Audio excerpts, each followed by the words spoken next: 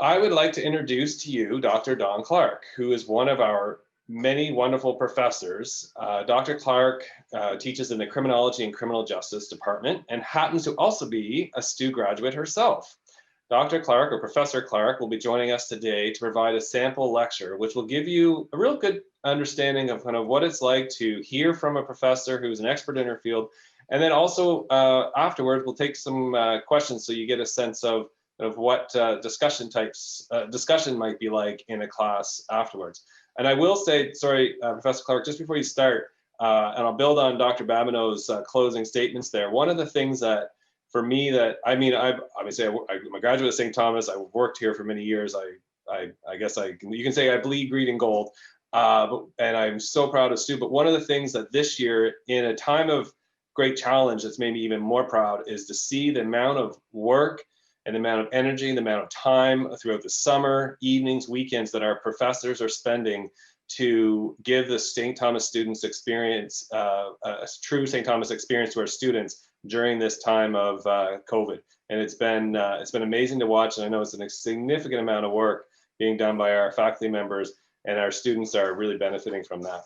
So this is an online or virtual presentation. So in some ways it's a glimpse into this semester, but it also, I think, will give students a flair for what it's like when we're back and in the class as well. So thank you very much for joining us this morning. Oh, you're very welcome. I will turn it over to you. Thank you, Ryan. So good morning, everyone, or good afternoon, or good evening, depending on where you are. It is such an honor to be able to participate in today's virtual open house. I love the open house. I love meeting all the prospective students and really, really pushing our program and pushing St. Thomas. To be completely honest with you, in addition to being a St. Thomas alumni, I love St. Thomas. We're a STU family. My husband teaches at St. Thomas. My son attended St. Thomas. My brother attended St. Thomas. And like Ryan said, we also bleed green and gold. I never wanted to teach anywhere else after I finished my master's and my PhD, because what I really wanted to do was to provide my students with the kind of undergraduate experience I had at St. Thomas. I wanted them to know that I knew their name. They're not just a number, that they could come to me if they had any questions or concerns or problems, because I really wanted them to have that sense of both intellectual stimulation and community that we are renowned for at St. Thomas. We know our students. We know you. You're not a number. We want to know you. And I wanted my students to have that experience as well. And so I really never wanted to teach anywhere else. One of the things that I love about St. Thomas, both as a student, but also as a professor, is that it really has provided me the intellectual space to examine those areas of interest that are important to me. And like Dr. Torrey mentioned in her comments in the previous session, those interests change over time. And it was a real surprise to me when I realized that I really, really wanted to teach about crime films, and I really wanted to research crime films. Most people think that's just because I want to sit around and watch movies all day, and there might be some truth to that. But really, I'm fascinated by what we take from crime films, what we think we know about the world from crime films. And so this has led me to my topic or my discussion for today, and that's to talk a little bit about that connection between what we know about crime from crime films and how that might be a little bit problematic. So I'm really excited to be able to share this with you today. And what we're going to be doing is very similar to what I would do with my first year students in Introduction to Criminology, or we call it Crim 1013. So you really are getting the first year, first class experience today from me. So when I first meet my Introduction to Criminology students, I usually begin the course by asking them 4 very specific questions. And Kaylee, can you hit the next slide for me? Thank you. So the questions that I ask them to contemplate to get them into that critical thinking mode is to ask them, how do you know what you know? How do you know about crime?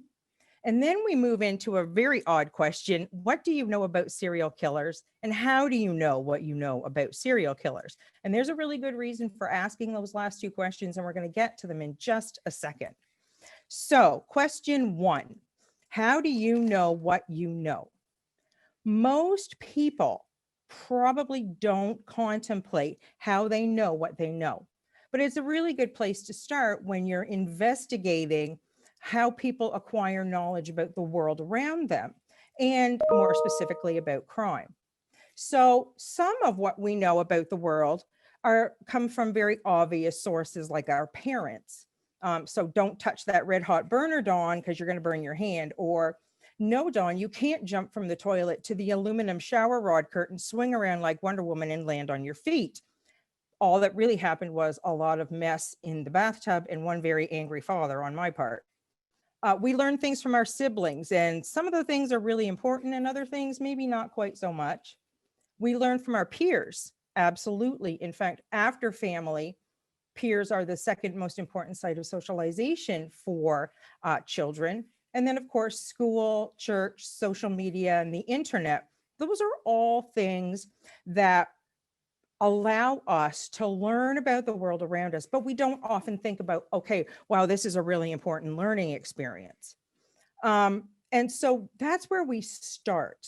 But that's certainly this sort of general group of sort of knowledge givers, for the lack of a better term, they're just the start. And so as we get older, we start to experience the world a little bit more independently from, for example, our parents and our siblings. And so this is where the impact of peers becomes very, very important. But how does this connect to knowledge about crime? So this leads us to our second question. How do we know what we know about crime? Now, hopefully your answer won't be, I know all kinds of things about crime from my parents or my siblings or my peers. What's really important to know about crime knowledge is that most people will never have serious engagement with the criminal justice system. And that's a good thing. Most of us won't really have much more beyond getting a parking ticket or a speeding ticket, having noisy neighbors maybe. We're just not going to have the kind of serious engagement with the criminal justice system that comes from crimes like murder. All right, and there's lots of news right now on the CBC New Brunswick website about a couple of very prominent murder cases that are going on right now. But those are not what most people will experience when it comes to crime. And so that really does lead us to the question, how do you know what you know about crime?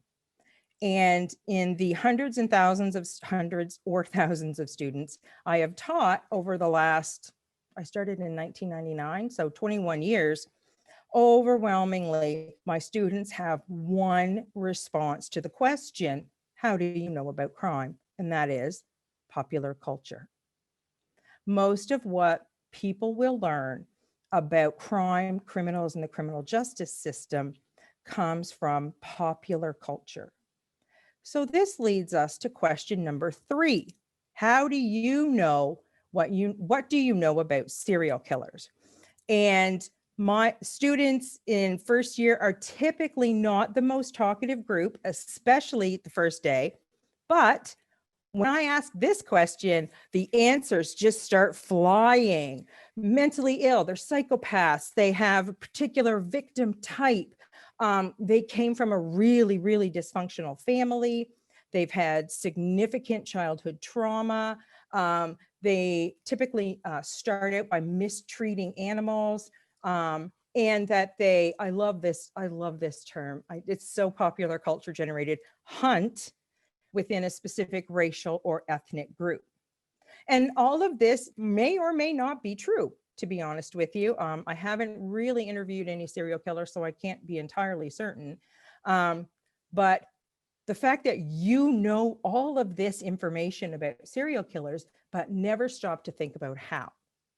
So then I usually come to question 4. which I think is the really, really interesting question. How do you know what you know about serial killers? Have you met one? Do you have a serial killer in your family?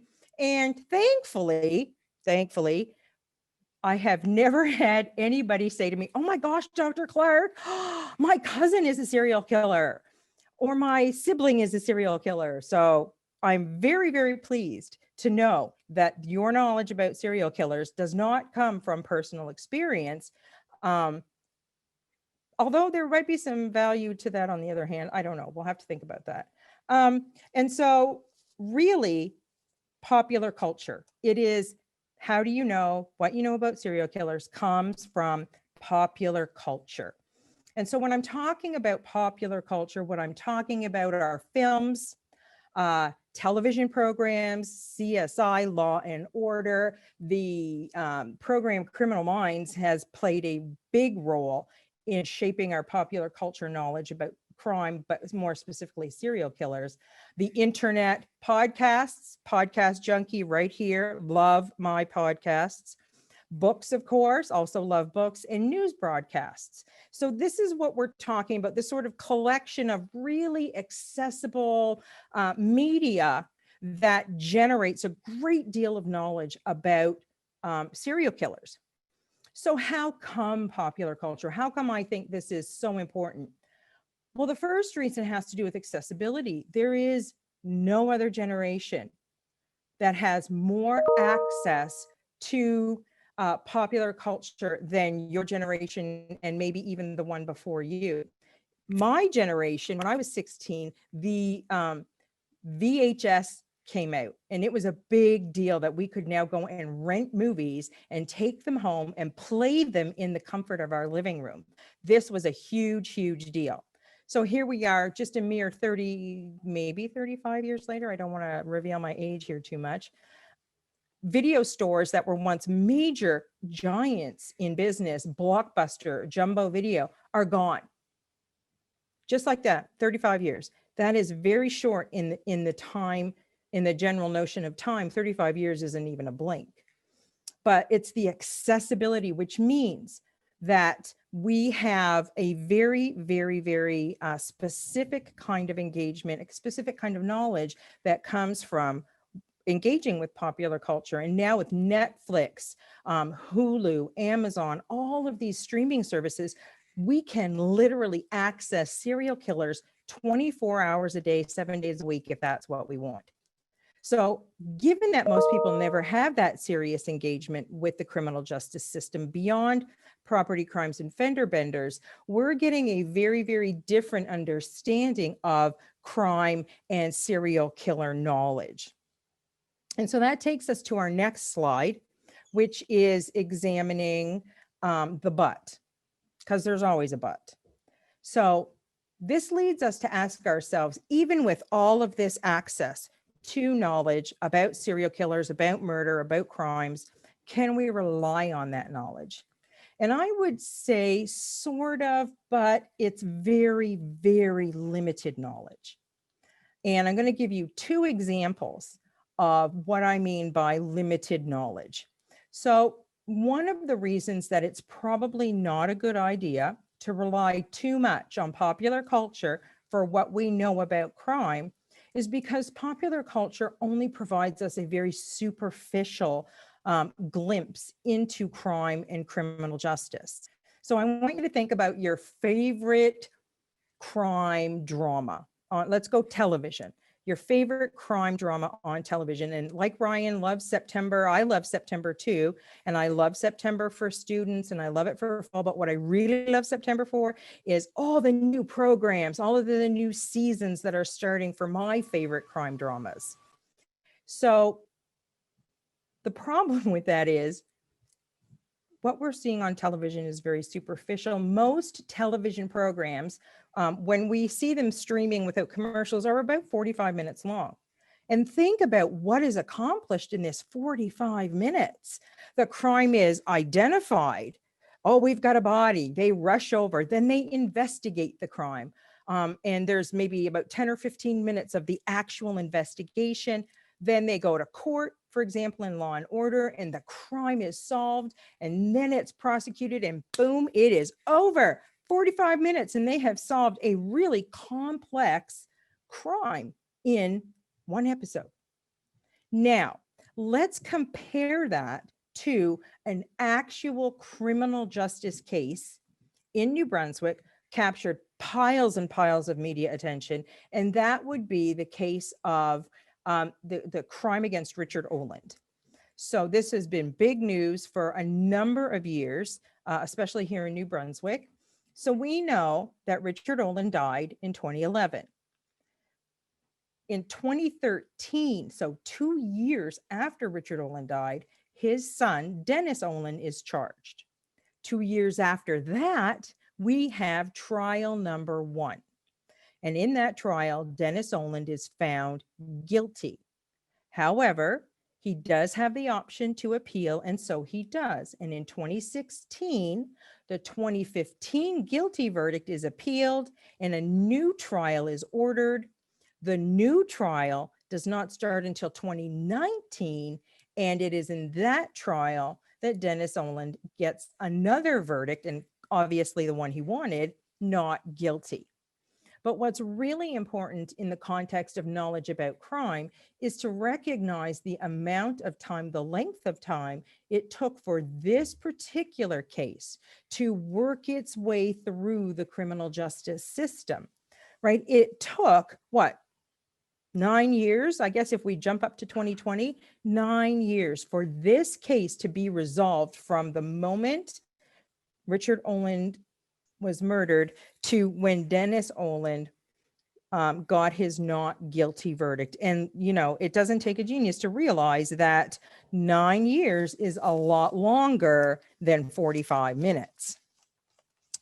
So the second reason that we have to be really careful about the knowledge that we acquire from crime programs or from popular culture is that we only see a couple of crimes.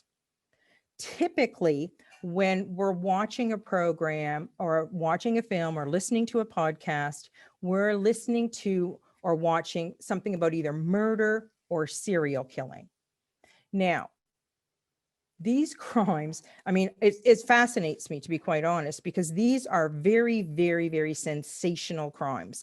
And because of that, they really grab our attention. But, and this is really important, these crimes are very, very rare. So in spite of the fact that every week, every day, every minute of the day with streaming, you can tap into popular culture knowledge about crimes like murder and serial killing, makes us think that they're just about as common as socks, but they're not. In fact, serial killers, both nationally and internationally, are so rare they don't even register when we're doing sort of national statistical analyses of crimes that occur, for, in our case, across Canada. Serial killers are so rare, they don't even register. They're typically identified as statistically insignificant. But again, that in the world of popular culture, the absolute opposite is the case. And again, we find out that in this venue, serial killers are as common as socks. Your neighbor could be a serial killer.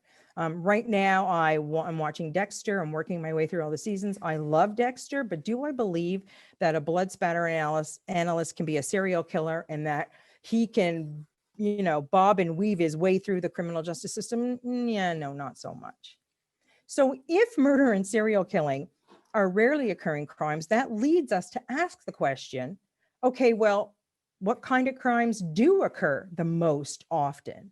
What is the most likely kind of crime that's going to land on the desk of the Fredericton City Police or the RCMP? Well, property crime. Property crimes are the most often committed crimes. But could you imagine getting really excited about the next episode of Law and Order: Property Crime? Probably not. I can't imagine an episode about somebody stole my lawnmower, or my neighbors are really noisy, or how come my student neighbors have their living room furniture on the front yard. I can't see those as necessarily being stimulating and entertaining enough to really capture our interest week after week or day after day. And so keep in mind the kinds of crimes that we're being, that we're inundated with. So my final example is going to tap into a really up and coming area of interest for me, and that has to do with female offenders or female criminals.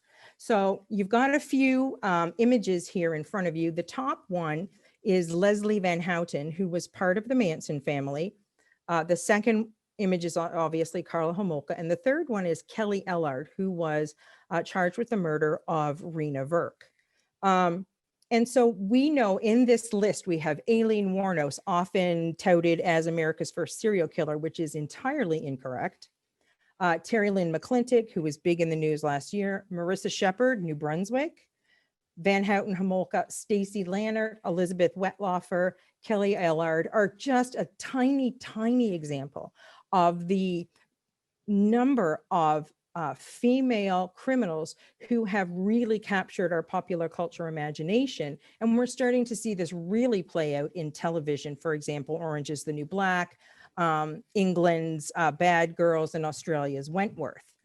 But if this is all you, if all you know about female criminals comes from popular culture, you're going to walk away thinking, wow, women are very violent, very dangerous, and we have to be really, really careful when we're around women. One of my favorite podcasts is actually called Female Criminals.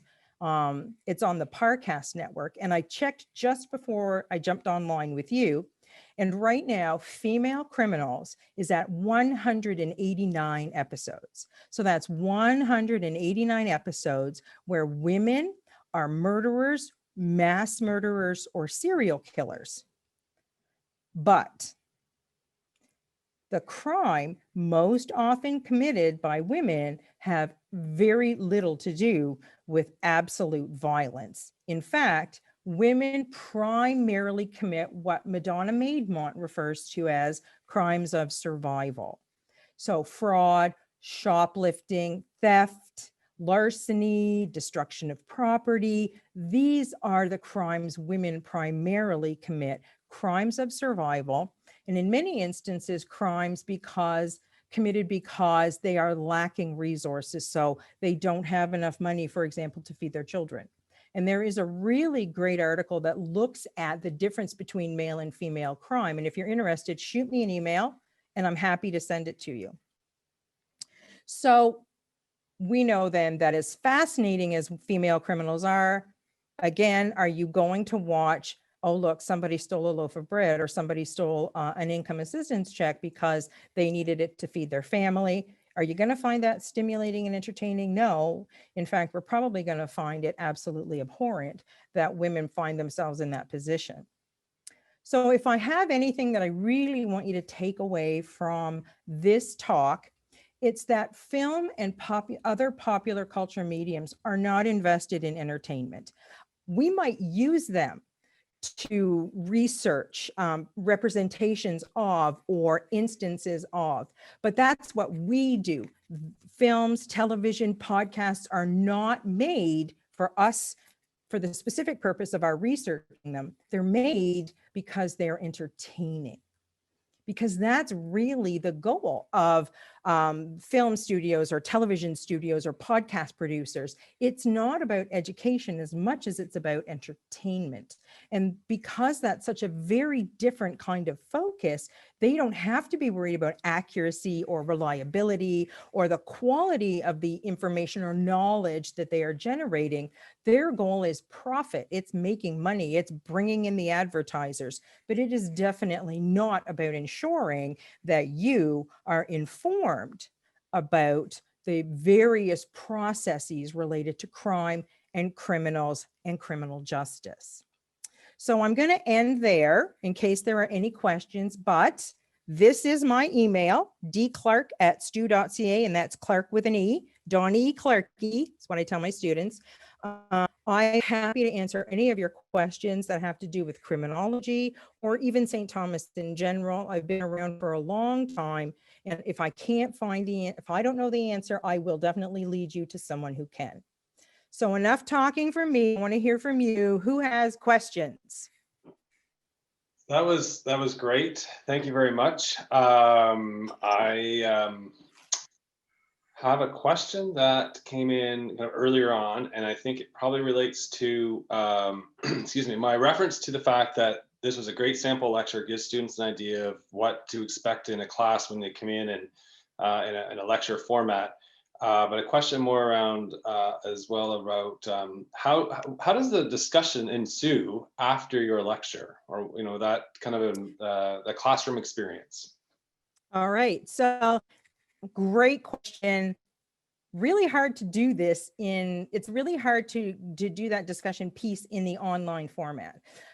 In my classes, I typically will stop at about 20-25 minutes, and I'll either open the class to just a general discussion, or I might put students in groups and get them to talk amongst themselves a little bit, and then come back to the bigger class. And that's really a strategy I use, especially in intro. Students are very nervous. They're very anxious. Am I going to say something stupid? What if people laugh at me? And so I find that putting them in smaller groups first, and then coming to the larger group, at least initially, really helps to create an atmosphere in the classroom that is collegial, but that also values that student contribution. I'm certainly not the only person who has opinions or answers, and I really work hard to encourage my students to engage in discussions, but also to let them do it at their own pace, a pace that they're comfortable with. But most professors do this. We want to hear from you. It's a really good point. And I found that your lecture or your presentation lecture really fascinating, especially for students who kind of hear the popular culture reference to criminology and the realities of that. And one thing that I have heard from both many from faculty members at STU as well as students, and is the amount of learning that kind of happens both ways. Yeah. Right. So through that discussion, it's not just about the faculty member imparting the information to the student. It really has been, it turns into like a reciprocal learning experience. Oh, at the end of every class, or at the end of every course, I always say to my students, thank you so much for taking this class, because I have probably learned more from you than you have actually learned from me. And I find that energy that students bring to the classroom, the knowledge that they bring, the spaces that we create together to really engage in learning, because learning is never one way. It's not top down. Learning is all around us, and we're doing it all the time, whether we know it or whether we're conscious of it or not. And I think it's really, really important for students to know that their contributions are valued, that they are coming in to a learning environment that is very shared and very collegial, and definitely not top down. I have two good questions that have come in. One is, so I'll ask the question as is written. What are the courses first year students would want to take if they're interested in criminology? Oh, that's a really easy question. So you'd have to take the 2 intro courses that we offer. So we have Introduction to Criminology, which I refer to, Crim 1013, and then you take Introduction to Criminal Justice, which is Crim 1023. Once you've taken those 2 courses, the doors to our program open wide open, and you're pretty much able to take a certain number of credits in your second year, third year, and fourth year. One of the things that students sometimes don't understand at the first year is that if a course is labeled second year and you're in the third year, you can still take that course. And we have so many diverse courses in our program that I would be stunned if somebody said, there's nothing here I'm interested in. We cover a very broad range, but in order to get to that range of courses, you do have to take those 2 introductory courses in the first year. They lay the foundation for what you're going to take in the second, third, and fourth years. Intro courses are like buffets. You go first, get a taste of everything, and then you go back in the second, third, and fourth year to either take more of what you really, really liked, or to try something completely new that maybe wasn't offered your first go round. So take those intro courses and the doors will open wide open for you. You know, I think that buffet reference is a good one in the sense that I know I'm hungry, first of all. Second is we often have students who will say, like, I'm coming to school to do criminology or psychology or whatever else, and they think they're going to come in and just take, right away, they're just going to take all crim classes or all English literature classes. Yep. And it really is kind of a buffet of options.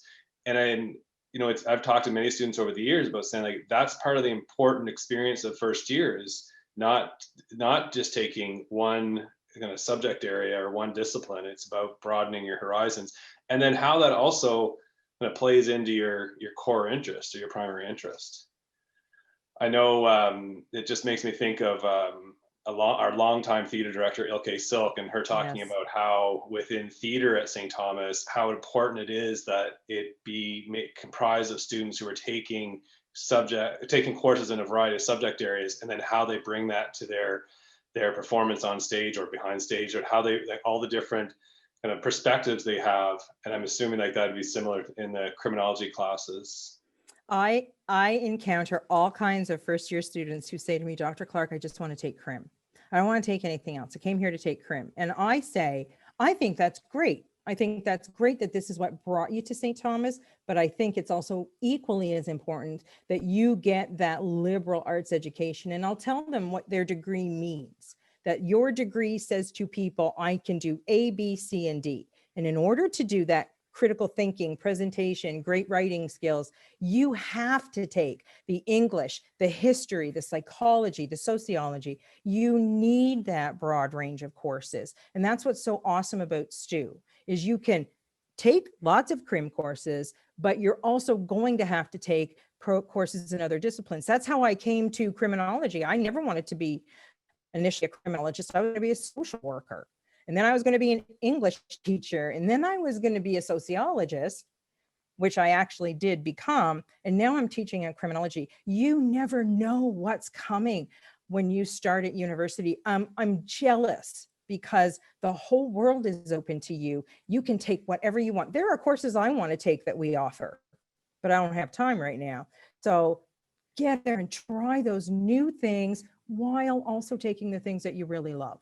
It's that great balance. And quite frankly, you're never going to have another time in your life where these are your only options. This is all you have to do, is take really great classes and learn absolutely fascinating things. It's the best part of being at St. Thomas. It's a really good point. So I ate up some of the time. Get it? Hungry buffet. Ate up some of your time. God joke.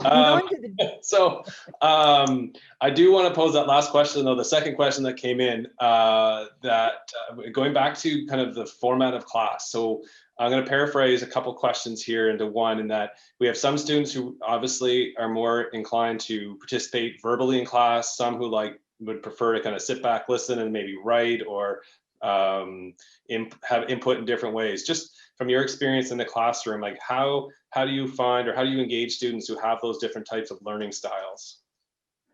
So I was one of those students too. I was very, believe it or not the person who jumped in and spoke first class. I wanted to get a sense of what was going on first. So in my classroom, specifically, I try to provide multiple options for students. So maybe I have an open class discussion for 10 or 15 minutes, but then I'll get them to write something, or vice versa. I'll get them to write first, and then we'll go through some of their responses. But there are many, many ways in which students can engage. It doesn't always have to be, the loudest voice in the classroom or the voice that speaks the most often. There's lots of, a liberal arts degree is a writing degree and a reading degree. And if I have lots of students who are who communicate very well through writing. So sometimes I'll use the discussion board option in Moodle, or I will pose a question in the class at the beginning of class, do the lecture, and then have them reflect. Sometimes we'll watch something, Trailer Park Boys, for example, and talk about, so what do we know about Canadian criminal justice if we just watch the Trailer Park Boys? So the good, well-rounded classroom will acknowledge students come in with different levels of comfort and different skill sets. And the goal is to start with where you're comfortable, but then encourage you, not force, encourage you to maybe try something different. And I've had students who were really, really shy and very, very quiet and introverted, but by the middle of the term, they're putting their hand up. They're throwing an answer out because the classroom is safe, respectful, hopefully respectable, and comfortable. And that's really the goal. Learning should be fun. Learning should not be forced. We're not fitting square pegs in round holes. We have to be open to where the students are and how to work with them to develop existing skills, but also create new ones and maybe get you excited about something different. But nobody is ever going to point to you and say, what do you think about this? And if you don't tell me, you're going to fail the class. That doesn't happen, or at least it better not. I'm confident that it doesn't. Look, that was wonderful. I very much appreciate you taking the time this morning. I know that the participants learned lots from that. I know I did, as I do every time I sit in on a class or listen. I was referencing earlier just about the benefit of working on campus and the different types of conversations that I'm privy to with faculty members from a variety of different disciplines. And I always feel that I have this immense amount of opportunity in front of me, even as a staff member working on an academic campus. It's wonderful. So thank you very much. Enjoy the rest of your Saturday. I will. Thank you. Thank you. Thank you for letting me be here. And thank you for giving me the opportunity to speak to all of you. I really hope to see you in the fall. And if you were here and heard this talk and see me, stop me, say, hey, Dr. Clarke, I heard your talk. Want to hear from you, love to hear from you. Always here to help and always happy to do so. So have a good weekend, everybody, and enjoy the rest of the day.